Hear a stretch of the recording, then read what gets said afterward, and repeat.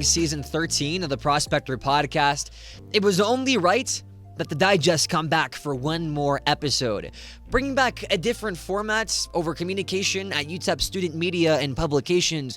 We speak to staff reporter Jewel Ocampo over her interview with Dr. Jose Hurtado and his involvement in NASA's Artemis 3 mission, looking to explore the south pole of the moon and sending humans to those areas for the first time in history. Next, sports editor Kristian Hernandez joins us to talk about the implications of artificial intelligence in media, what's currently happening, and how students can adapt to deal with it as they look to graduate college. And finally, a star-studded UTEP student, including a Hawkins Scholarship winner, joins the Digest. She talks about her cancer research, where she has presented, and the overall implications over her research on society. The Prospector Digest is ramping up. We are glad you have joined us for the second edition in Season 13. I'm Sebastian Perez-Navarro, and welcome to the Digest.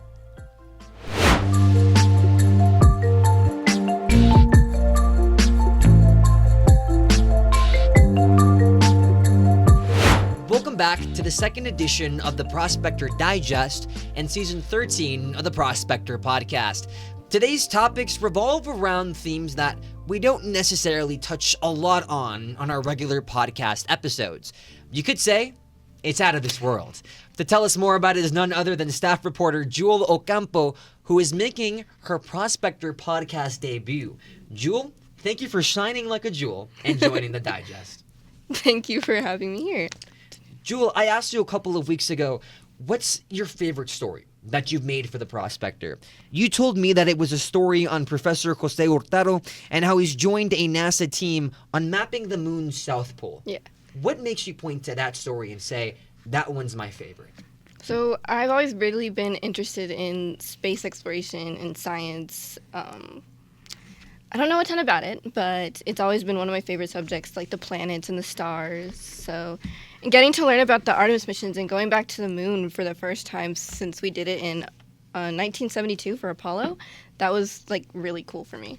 For some context, Jose Hurtado is a professor at the University of Texas at El Paso of Earth, Environmental, and Resources. He received a grant from NASA to join the Lunar Mapping Program, which is backed by the U.S. Geological Survey and NASA. The mission, in which Professor Hurtado is working on, is scheduled for 2027, and it aims to land 2 astronauts on the moon's south pole for the first time in history.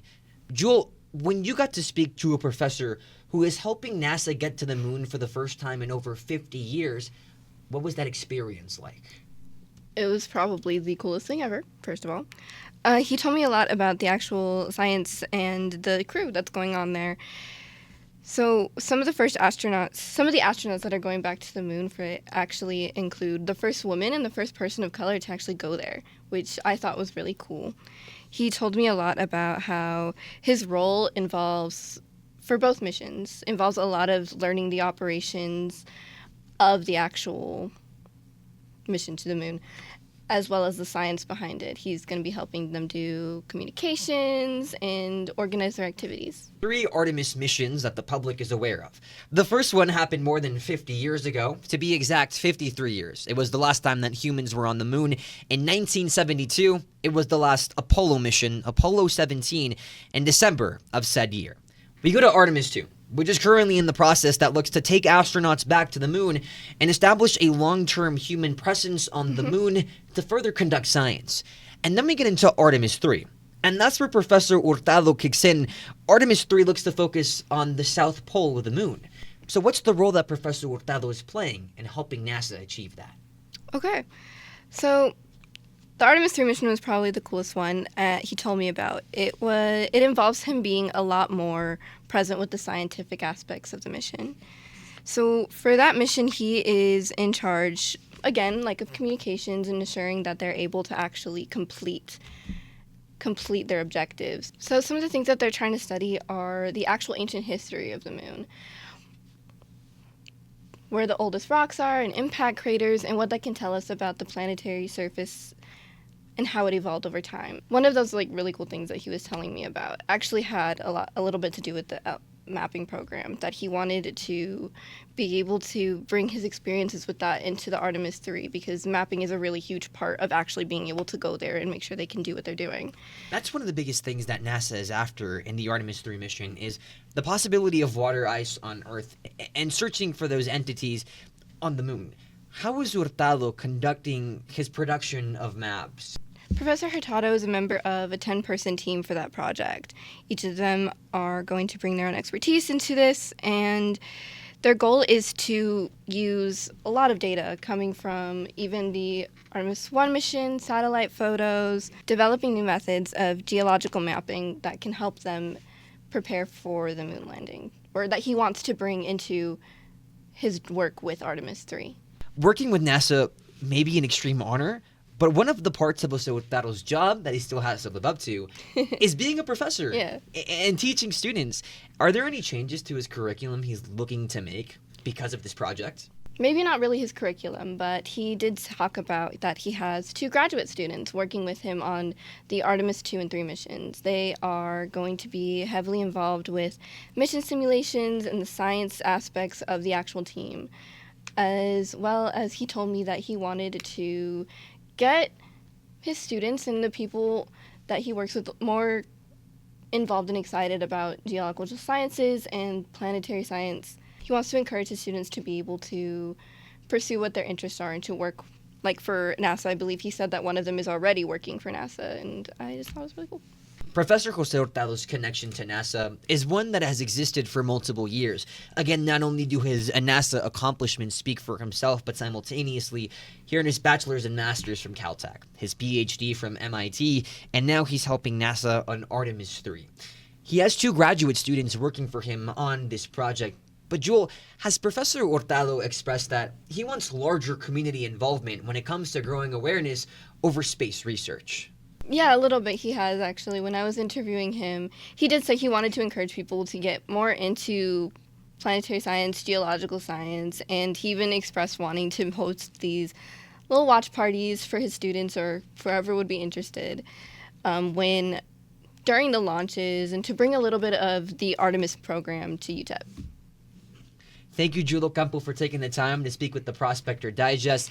And thank you for tuning in to the second edition of The Digest in Season 13 of the Prospector Podcast. We've got more coming up, because next, our director hops out of his director's chair and joins us on the desk. 2 words, 1 name, Kristian Hernandez. He talks about artificial intelligence and its effects on media. Don't go anywhere. You're watching the Prospector Digest.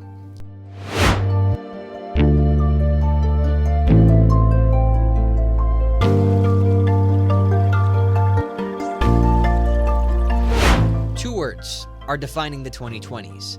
Artificial intelligence. Every single year, it seems as though its presence continues to grow. And as a journalistic publication, following these trends could be a little worrisome.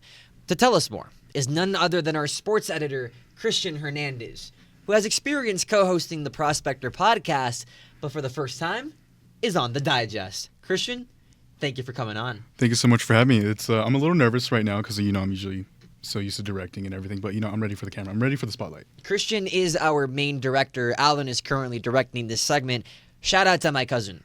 Kristian, it seems as though this semester has been the semester of trying different things, because despite you earning that sports editor position, you have branched out into multiple other facets of the Prospector, including opinionated writing. Soon enough, we'll have an article out, AI in Media and Overall Artificial Intelligence's Effect on not only journalism, but media entirely. Looking at this at a broader perspective, what do you think AI and its consequences poses towards the media world? Well, I think just like everything else, AI is a tool. Whether, I have other analogies like cars, transportation, like that. Tools can be used for good things, for bad things. I remember Vsauce talked about it where there was 2 keys to the universe. When you unlock something, there's 2 keys to that. It unlocks the bad things, unlocks the good things. Let's say nuclear weapons, for example. That's the bad key right there. But you can also have nuclear energy, like a handful of uranium can eat up your whole house for a year. And that's why I see AI as well. And I don't think people realize that we've always had AI in our households for a long time, whether it be in our journalism work, let's say AI denoising for images, for example. That's such a lifesaver when we have really, really bad things. Or AI removing for photo editing like that. Of course, not in journalism, but in other things like that. It's really, really useful like that. So those are good tools like that. And then bad tools can be misinformation. Let's say a car crash happened on I-10 and it's blocking up the whole highway. And we find out that's AI generated. That's a bad tool like that. One of the biggest concerns with artificially intelligent art, whether it be music or films, is that it builds all of its current creations based on prior existing stories. One of the biggest battles that we've seen throughout this entire year has been IP versus artificial intelligence. Because companies are getting mad that you could put a prompt into ChatGPT as if Darth Vader holding a batch of kittens, and it makes it for you. We know that as AI slop, but technically some corporations argue that that's going against copyright laws. Kristian, how are these songs being produced, and are they off the back pedal of already existing songs, and does that constitute as violating other people's work or stealing it? Well, that's a really, really thin line that gets moved around a lot. That can say for all of us like this, like the digest. This was such a thing years ago, and we're bringing it back now. Are we copyrighting that? Are we stealing someone's ideas like that? Or we're getting inspiration from so many people like that. Or like how I get my inspiration, like for my book that I want to write, I want to play a little bit of devil's advocate right here. Not because I'm not trying to make anyone mad or anything. It's more just open school of thought. All of us as humans, we take inspiration from different things. Like I take inspiration from different things. You take inspiration from different things. Is that copyrighted? Let's say you draw a realistic painting of Darth Vader holding kittens and you want to sell that. Do you think you should pay royalties to Disney for that? Well, that's one of the main arguments that people are using when they make artificially intelligent art. But the thing is here, when an artist makes an art piece and artificial intelligence uses that and basically reproduces it, some artists feel like their art is getting stolen. And when you draw those lines of comparison, it seems as though that's the case because the way that large language models are built, it makes new creations off pre-existing ones. But it doesn't hold the capacity on how much it can copy. So in terms of writing music, how does that pre-existing large language model apply to songs that people want to sell as their own when it may have bits and pieces that come from songs prior? I think that comes down to ethics and a bit of a collective consciousness. I don't know if that's too philosophical for a second, but some people I've seen online listen to Tata's song. According to the dislike add-on for Chrome, 1,000 likes to 8,000 dislikes. So it's very polarizing what people want. Some people are like really, wow, this is really innovative. This is really cool. I can't wait to see what they want to do. And then some people are saying like, this is so, money hungry stuff where you don't have to pay an artist. You can just make an AI artist do what they want to do. But you got to remember, there's a human input here. There's a person, I forget her name, I'm so sorry, but she actually makes the music. She inputs the music for the AI artist in general.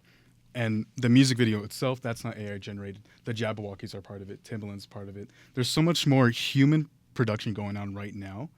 I'm saying right now. But in the future, you never know. We can have a whole AI artist coming out. And AI artists have been a thing for almost a decade now. Of course, not as popular, not as big as it was in 2014, 2012. But I think that's the point of where it has become profitable. And now I think people are looking for what's become profitable now with AI, especially in America. Artificial intelligence isn't only affecting the music world, but also the advertising realm. Coca-Cola is a company that made the rounds for negative reasons in the holiday season of 2024 and 2025.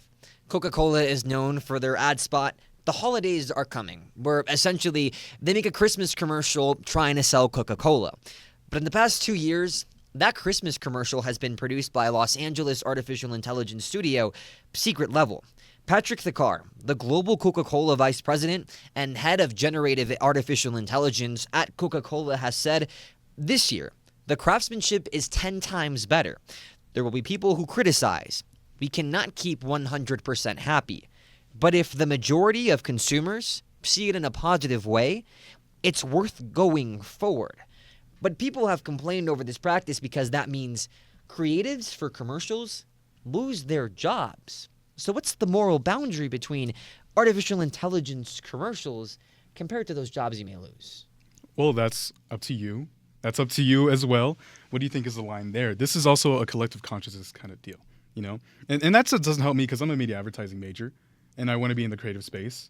And let's say I have this great idea for Coca-Cola. It's like, no, we're good. We're not going to do it. And then you do an AI generation of my idea. Imagine that. That comes down to an ethics part. But then, as a media advertising major, does this scare you? The fact that what you're studying for could possibly be reproduced by artificial intelligence in seconds. Man, I don't mean to toot my own horn here, but I like to think I got it. I like to think I'm extremely creative.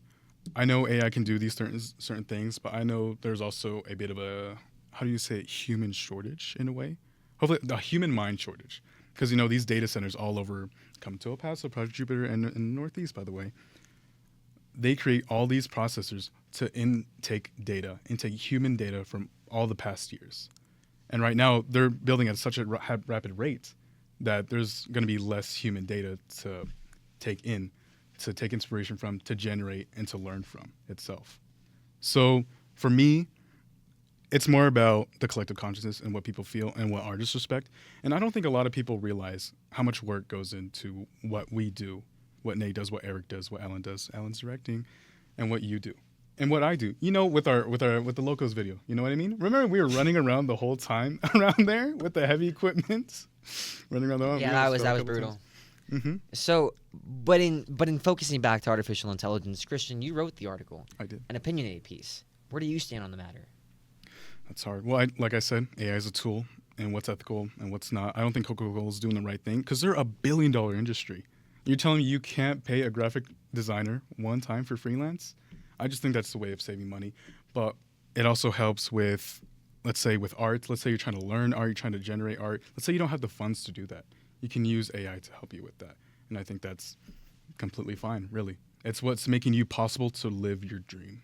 The three biggest and most popular artificially intelligent video making models are OpenAI's Sora, Google's VO, which currently they're on version 3, and Pixar's version 5, owned by Atsphere. Ever since that Coca-Cola commercial came out, the New York Times in August of this year reported that 90% of those companies on Madison Avenue are now looking to use artificial intelligence for those advertisements. For reference, some of those companies include Calvin Klein, Gucci, and Cartier. Kristian, is there a reason to be concerned, especially for someone in your shoes who wants to get into advertising, knowing that artificial intelligence is only growing more powerful? Of course there is. But for me, advertising isn't my end game. It's never going to be my end game. Who knows where we're going to go? It's also the same thing. I like to think of the Willy Wonka kind of movie. You know, at the end of the movie where, you know, he got laid off from his job because he was putting the caps on the toothpaste. Now there was a robot doing the caps for the toothpaste, but now he's managing the robot that puts the caps on the toothpaste. What I'm trying to say is that jobs are going to be lost, but jobs are also going to be created. That's how human life has ever been. And I think we're going to be okay as long as you adapt to the changes that's going on and you accept those changes. Because the only time you really start aging is when you stop learning. How can students in our position start adapting to those changes to be ready to apply to a big job? Read the Prospector. Check out my article. I think that helps out a lot. Just stay updated. Stay updated on what's going on. Stay updated on how you can adapt, and you'll be good. Kristian Hernandez, the sports editor at The Prospector. Kristian, thank you so much for your time. Don't go anywhere. You're watching The Prospector Digest. Coming up next, we get to talk about science and talk to a star-studded student over what they're doing in terms of cancer research. It's a departure from our usual topics, but one that you're going to want to stay tuned for. Don't go anywhere. You're watching The Prospector Digest.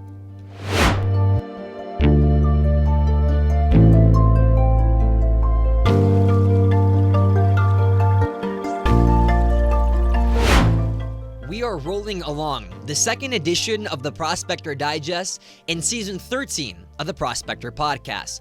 Typically, in UTEP student media and publications, we focus on majors under the umbrella of liberal arts, whether that be communication or journalism. But before season 13 of the Prospector podcast ends, we want to place a special focus on science, because joining us on the Prospector Digest today is none other than star-studded UTEP minor, Brianna Ortega. Brianna, thank you so much for taking the time and joining the Prospector Digest. Thank you for having me. Brianna, your research has been renowned through all of campus for its contributions to your specific area. So, in starting your career at UTEP, What made you do that research while being in the band at the same time? I love music and I love science, so I took my opportunity to do a little bit of both. Brianna Ortega might be a name that you recognize in the UTEP community because Brianna, while she was a junior, received the prestigious Hawkins Scholarship. The Hawkins Scholarship coming to UTEP by means of President Heather Wilson to award 2 outstanding juniors with a prize of $10,000 that they can use their fund to graduate studies. Brianna was the recipient for one of those awards. She was an undergrad research volunteer, eventually moved up to an undergraduate research assistant at the first level, then moving up to the second level. She's part of the metastatic breast cancer research at the University of Texas at El Paso. Brianna, to offer some more context, what does your research focus on? My research focuses on using metronomic chemotherapy to treat brain tumors in mice, and metronomic chemotherapy just refers to the continuous low-dose administration of chemotherapeutic drugs over prolonged periods of time. What does your research consist of? What is it that you do on like an average lab day? Well, an average lab day when we're beginning an experiment would consist of surgeries. We take breast cancer cells and surgically implant them into the mouse brain. And over time, we image them to keep track of tumor growth in response to our treatments. And at the end of that study, we compile the data to determine which drug or which drug combination was most effective at prolonging survival while reducing side effects. UTEP is notorious for its engineering program, but it also has a very strong science program. When deciding to come to the University of Texas at El Paso, what drew you towards the cancer research program, and specifically, what mentors did you have to persuade you? Well, in my first semester at UTEP, I met Dr. Jewel Ocampo. He was the professor for my Biology 1305 course, and he would always take the time to talk about his research. And sometimes he would even bring in undergraduates to talk about their specific role in the lab. So I just became really interested, and I stayed persistent to join his lab, and that's pretty much how it all started. Your academic resume is simply incredible. Not only have you gained the prestigious Hawkins Scholarship, but simultaneously you have been awarded the Cardinal Health Foundation Scholarship for every single year since 2022.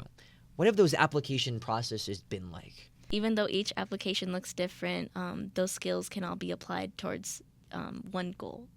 I think a stereotypical view of science that many people have is dissecting a dead animal, whether it be a pig in your high school science class per se. You deal with animals on a regular basis, as you previously alluded to. What's it like working with live animals in a lab? Working with animals in research is a privilege. You have to have a lot of compassion, but also knowledge about ethics that goes into working with laboratory animals. So, in your years of researching, again, at a volunteer position, then an assistant 1, assistant 2 position, what are some of the most impactful findings that you have been able to come to, at least that you can reveal publicly? Some of the most impactful findings for me would be contributing to the development of a preclinical model to help identify effective combination treatments that extend survival. How long have you been interested in science, and how have you been able to not only apply so much information, but simultaneously learning it while handling extracurriculars in normal school life? I've always loved science, probably since elementary school, but middle school, when we started to pick fine arts and things like that, and I got involved in band, it's not like I dropped one or the other. I kind of stayed with both, and when high school started, I joined the biomedical program, still stuck with band, and brought it into college for a little bit briefly, but now I'm just focusing on science. You're entering your last academic year, graduating in the spring of 26. Your overall major is biology with a concentration in biomedical sciences. I don't have enough fingers to count how many friends I have in biomedical sciences at this campus. What's that major like? How much work do you have to put into it? And at the end of the day, are the rewards you achieve worth the amount of mental strain you have to deal with? It is a lot of work, but I think it's necessary, especially if those are the people that you're going to be trusting with lives in the future. So the work that you put into it, I think it's necessary to handle the pressure and the stress on your mental health, I think it's really important to have hobbies outside of school life. Like if you play an instrument or you're into art or cooking, I think that's really important to maintain both. Brianna, I imagine researching cancer has allowed you to share that research all across the nation. Have you been able to take your research that's happened inside of UTEP towards conferences? And if so, how have those presentations been like? Yes, I was able to present at the 2024 and 2025 American Association for Cancer Research Conference. One was in San Diego and the other was in Chicago. And that was a really amazing experience because I got to interact with other people who are essentially going down the same path as me and pursuing a career in cancer research. But it was really amazing to interact with people from all over the world and to just connect with them. What research did you present? I presented metastatic breast cancer research. What was the process of building that research portfolio to properly communicate with your fellow scientists? The process to build my research poster was definitely lengthy. We started with surgeries in the summer, and after that, I conducted imaging over several months, which led up to all the data that we compiled in order to determine which drugs were more effective than the other. What's the goal of your research? The goal of my research is to identify a drug combination that is effective at both prolonging survival and reducing side effects. How much have you been able to find in the amount of years you've been conducting said research? The main goal of the research is to identify a combination treatment that is effective at prolonging survival and reducing side effects. How much have you been able to find the past couple of years that you've been conducting said research? Well, we seem to have identified a combination that is effective at both, but it will take several more trials to be certain. Brianna, before we end off this episode, my final question to you would be, after graduating in the spring of 26, walking the dawn with your proud diploma, what's next for Brianna Ortega, the Hawkins Scholar, the Cardinal Health Foundation Scholar, and frankly, someone who's part of the Science University Honors Program? Well, my next plan is going to be pursuing my PhD in cancer biology. Brianna, thank you so much for taking the time to join us on the Prospector Digest, and thank you for watching episode 6 of season 13 of the Prospector podcast, our digest episode. Alongside our entire crew, Alan Acosta, Kristian Hernandez, and Nate Flores, I'm Sebastian Perez-Navarro. We'll be back on normal schedule with the final episode of the Prospector podcast, season 13 soon. But for now, all of us inside the education building hope you enjoyed this alternative episode, and we are over and out.